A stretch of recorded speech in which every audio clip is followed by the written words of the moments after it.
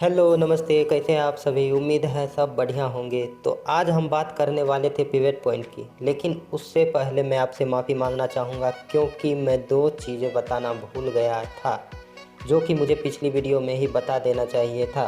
पहला है, हमें बैक जाने के लिए Ctrl+G प्रेस करना होगा, और दूसरा, जब भी हम किसी ऑब्जेक्ट को स्केल करते हैं तो उस पर Ctrl+A प्रेस करके स्केल अप्लाई करना बहुत ही ज़रूरी होता है, क्योंकि अगर आप स्केल अप्लाई नहीं करते हो तो आपको बहुत सी प्रॉब्लम हो सकती है, जैसे कि मॉडिफायर्स गलत काम कर सकता है, फिजिक्स प्रॉपर्टी काम नहीं करता, टेक्सचर मैपिंग बिगड़ सकता है, एनिमेशन में कुछ इशू का सामना करना पड़ सकता है। इसीलिए Ctrl+A प्रेस करके स्केल ज़रूर अप्लाई करें। कब? जब आप किसी भी ऑब्जेक्ट को स्केल कर रहे हो।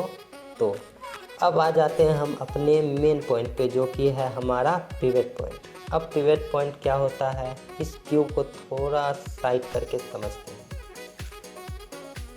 हर ऑब्जेक्ट के सेंटर में आपको एक बिंदु यानी डॉट दिखेगा, जिसे हम ओरिजिन कहते हैं। जितने भी रोटेशन स्केल होती है इसी ओरिजिन से होती है।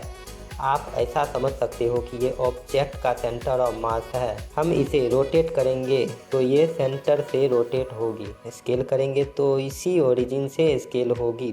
तो इसी को हम पिवट पॉइंट की मदद से चेंज करते हैं।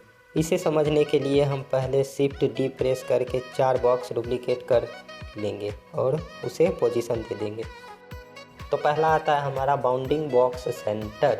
ये जो होता है हमारे स्केल्ड ऑब्जेक्ट के बीच एक सेंटर पॉइंट क्रिएट कर देता है, और इसी सेंटर पॉइंट के अकॉर्डिंग ये रोटेशन स्केल होता है।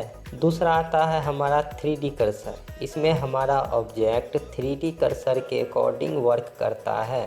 जैसे हम 3D कर्सर को यहाँ प्लेस किए, फिर हम ऑब्जेक्ट को स्केल करते हैं और इसे रोटेट करते हैं, तो ये 3D कर्सर के ही पॉइंट से रोटेट होगा। तीसरा आता है इंडिविजुअल ओरिजिन। ये अपने ही ओरिजिन पे वर्क करता है, चाहे वो रोटेशन का हो या स्केल का।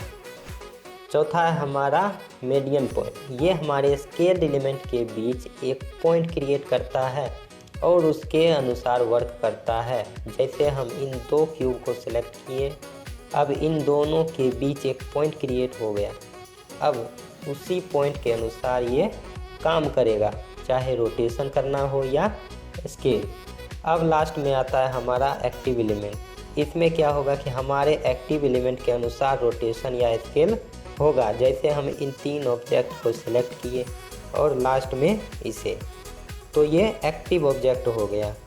कैसे पता करें कि ये एक्टिव ऑब्जेक्ट है? इन 3 क्यूब को देखो, इसके चारों तरफ लाल लाइन है। अब इसे देखो, ये लाइन थोड़ा येलो की तरह दिख रहा है, तो यही हमारा एक्टिव ऑब्जेक्ट है। और हम इसे रोटेट करेंगे तो ये एक्टिव ऑब्जेक्ट से ही रोटेट होगा। उम्मीद है आप पिवट पॉइंट को समझ गए होंगे। आज का क्लास यहीं पे रहने देते हैं। अगर आप नए हो तो कमेंट और सब्सक्राइब ज़रूर कर देना, और कमेंट ज़रूर करें, इससे हमें मोटिवेशन मिलता है। धन्यवाद।